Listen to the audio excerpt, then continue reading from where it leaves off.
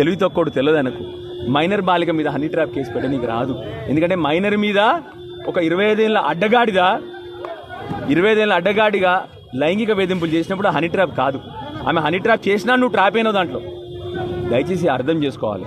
ఇంకోటి ఏం చేసినారు బండి సంజయ్ గారు చివరికి? మొదట్లో ఏమో ఎలక్షన్లు వస్తేనేమో మతం వాడుకుంటాడు. ఇవాళ కొడుకులు లుచ్చా పనులు చేస్తే నేను బీసీ బిడ్డను, నా మీద అరాచకం జరుగుతుందంటాడు. చిన్నపిల్లల్ని రాజకీయాలకు తీసుకురావద్దంటాడు.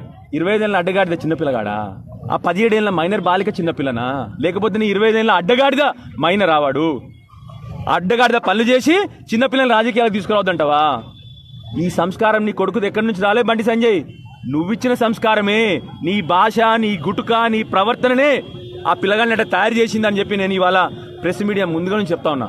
ఆ పిల్లగాడు అట్లా తయారైందంటే ఒకటా రెండా ఎన్ని నేరాలు చేసిన పిల్లగాడు మీ అందరికి తెలియదా?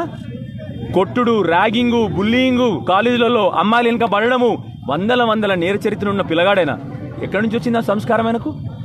నువ్వు నేర్పించిన సంస్కారమే కదా బండి సంజయ్. నువ్వు మాట్లాడే భాష ఒకరి పుట్టుక గురించి మాట్లాడతావు. ఇవాళ ఏ పుట్టుక గురించి మాట్లాడతావు బండి సంజయ్? మరి చెప్పు, ఇవాళ ప్రజలకు చెప్పు. ఇవాళ చిన్నపిల్లల్ని రాజకీయాలు తీసుకురావద్దని ఒక సెంటిమెంటు, ఆఖరికి మళ్ళొక సెంటిమెంట్. నిన్న ఎవరు నమ్మకండి నేను ఏబీవీపీ అని ఏడడం.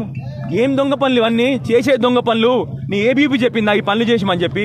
నీ ఆర్ఎస్ఎస్ చెప్పిందా ఈ పనులు చేయమని చెప్పి? నేను దయచేసి నా ఏబీవీ మిత్రుల్ని, ఆర్ఎస్ఎస్ మిత్రుల్ని కూడా కోరుతా ఉన్నాను నేను. మీరు సమర్థిస్తా ఉన్నారు ఆయన ఇవాళ. నిలదీయండి. మీ అందరి ఇళ్లలో కూడా ఆడపిల్లలు ఉన్నారు కదా. ఒక మైనర్ బాలికకు జరిగిన అన్యాయం అని నిలదీయకపోతే రేపు పొద్దున ఎడిపోతుంది సమాజము.